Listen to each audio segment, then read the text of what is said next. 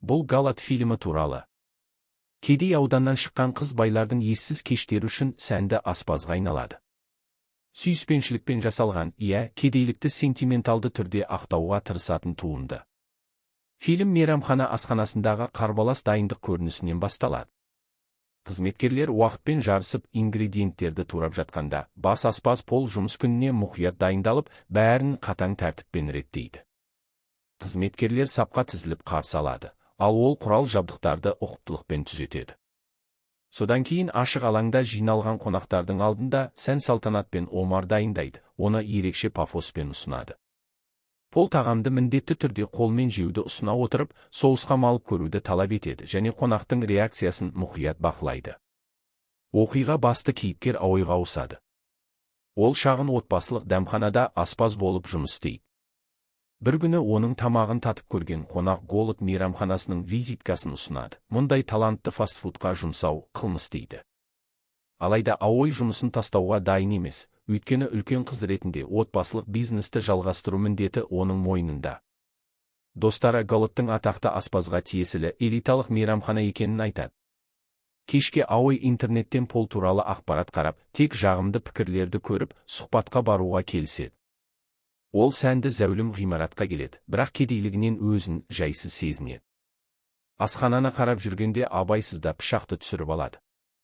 Аспаздар оны үнсіз бақылап тұрады. Кетпек болғанда Полмен кездеседі. Белгілі болғандай орынға екі үміткер бар. Екінші үміткер рұқсатсыз сөйлеп сөгіс алады. Тапсырма күріш қуыру. Жігіт керемет шеберлік көрсетсе, Ауи қарапайым түрде бұйрықты орындап қуырады. Полға оның қарапайымдылығы ұнайды, ал тәкаппар үміткерді үйіне жібереді. Фастфуд иісін сезген шеф Ауиға оны жуып тастауды бұйырады. Кейін әріптесі асхананы таныстырып, кімнің не істейтінін түсіндіреді. Алда көшпелі жеке кеш. Ауиға сиыр етін қуыру тапсырылады. Бірақ ол жұқа кесу мен дұрыс қуыруды меңгере алмай, қателесе береді. Пол ашуланып, оған қайта-қайта жаттықтыруды бұйырады. Түнге дейін бәрі кетсе де, Ауи қалып, машықтанады. Таңертең оны жұмыс орнында ұйықтап жатқан жерінен табады. Кейін ол етті дұрыс қуырып көрсетіп, шефтің үнсіз мақұлдауына ие болады. Кеште әріптесі қонақтарды таныстырады. Ауи алғаш рет атақты адамдар мен саясаткерлерді жақыннан көреді. Ол қонақтардың көз алдында ет қуырып, алғашқы қошеметке ие болады. Кейін команда ерекше әрі сәнді тағам ұсынуға кіріседі. Қонақтар тамақты сүйсініп жейді. Кеш соңында бір бай қонақ қызға визитка береді. Ауи үйіне оралғанда, бұрынғы қарапайым өміріне көңілі толмай бастайды. Ол сәнді асхана мәдениетін сағынады. Кейін әріптесімен бірге тағам дайындауды үйреніп, шеберлігін арттырады. Тіпті олардың арасында жақындық пайда болады. Келесі кездесуде Ауи өз тағамын әріптестеріне ұсынады. Олар кемшіліктерін айтады. Шеф келгенде бір аспаздың сигарасын байқап, оны жазалайды. Кейін асханадан өнімдер жоғалғаны анықталып, ұрыны табуға тырысады. Ақыры бір қызметкер мойындап, жұмыстан шығарылады. Кейін Ауиға үлкен жауапкершілік жүктеледі. Дайындық кезінде ол Полдың тапсырыс берушімен ақша алмасқанын байқайды. Бір отбасыға десерт апарғанда, кішкентай қыздан жұлдызша стикер алады. Бірақ ас дайындауда қателік кетіп, қыздың асшаянға аллергиясы бар екені анықталады. Ашуға булыққан шеф кінәліні сөгіп жатқанда, қызметкер шыдамай, оны пышақтап жібереді. Ауи ауруханаға барып, шефке өзі дайындаған қарапайым кеспені әкеледі. Пол оны татып көріп, бірден барлық ингредиенттерін анықтайды да, сүйіспеншілікпен жасалған кедейлікті ақтаудың кәсіби тәсілі дейді. Содан кейін ол өзінің кедей балалық шағы туралы әңгімелейді. Анасы қызметші болған, ал өзі бір күні қарауылдырықты ұрлап ұсталып қалғанын еске алады. Қарызын өтеу үшін жұмыс істеуге мәжбүр болады. Бірақ ең өкініштісі, жерден көтерілген тыйым салынған жеміс дәмсіз болып шығады. Сонда ол тойып алған байларға дәмсіз тамақ емес, элитарлық маңызды екенін түсінеді. Сондықтан ол жоғары қоғамның өзі жалбарынып тамақ жасататын аспаз болуды шешеді. Үйіне қайтып келгенде, жабық шағын дәмхананы көреді. Әкесінің жағдайы нашарлап, ол ауруханаға түскен. Қыз сол жаққа барып, операциядан кейін наркоздан есін жиғанша жанында отырады. Жаңалықтарда жақында өзі қызмет көрсеткен бір отбасының қайғылы қазасы туралы хабарланады. Әкесі әйелін және қызын атып, кейін өзін де өлтірген. бұған себеп банкроттық болған. Келесі тапсырыс Полдың командасын ұлттық парктың жабайы табиғатына алып келеді. Онда бір аңшы жаңа олжаның дәмін татқысы келеді. Құрбан мүйізтұмсық құс болады. Суретке түсіргеннен кейін қанын ағызу үшін тамағын кеседі. Аой бұл заңды ма деп сұрағанда, шеф олардың ісі тамақ дайындау, моральдық күмәнға батпау екенін айтады. Оның үстіне тағамның көпшілігі бір кездері тірі болған. Бірақ бұл қыз үшін дәлел емес. Ол алжапқышын шешіп, элиталық команданы тастап, кішкентай отбасылық дәмханаға қайтады. Ол Тосмырзадан көмек сұрайды.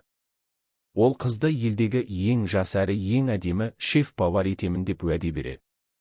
Жаңа мейрамхана ашатын орнын көрсетіп, оның қарамағына аспаздар командасын береді. Аой Тонға өзіне қосылуды ұсынады, бірақ ол бас тартады.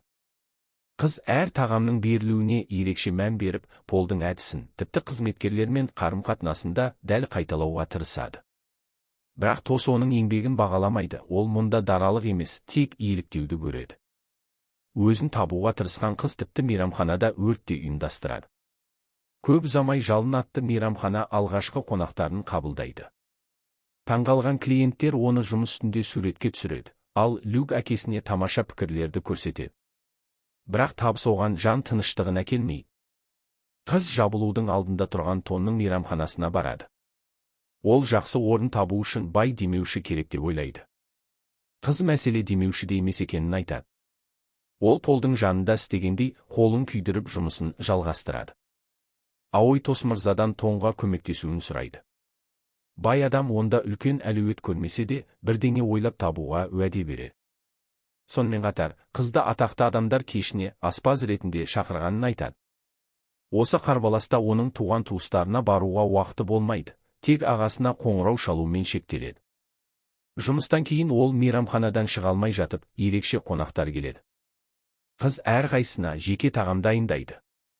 Шеф Пол оның тағамын татып көреді, бірақ пікір айтқысы келмейді, ең бастысы, байлар ақша төлеп жатыр.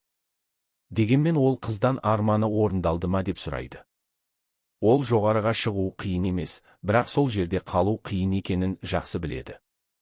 Алдағы кеште Аой жалғыз аспаз болмайтынын ескертеді. Бай азиялықтардың кеші басталады. Қонақтар Полмен суретке түскенді жөн көреді, бұл қыздың ашуын келтіреді. Бірақ Тос оны қолдап келеді, оны бұрынғы бастығымен кулинарлық жекпе-жек күтіп тұр. Бірінші раундта Аой жеңеді.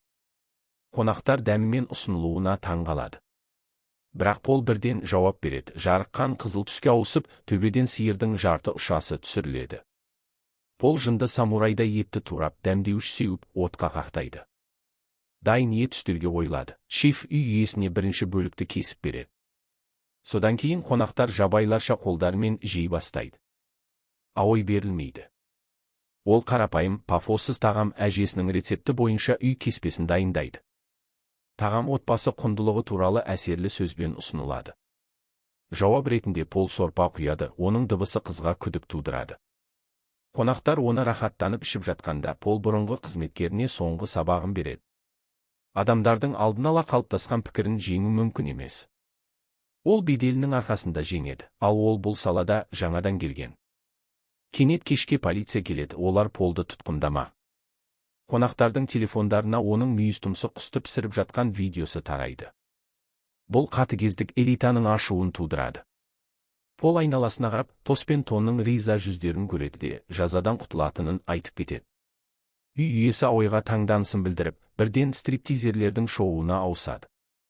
Тос оның болашағы зор екенін айтып, Полды тақтан түсіру, керемет жарнама болғанын жеткізеді. Бірақ қыз мұндай жеңіске қуанбайды. Ол байлардың мағынасыз өмірін көріп, бәрінен алыстайды.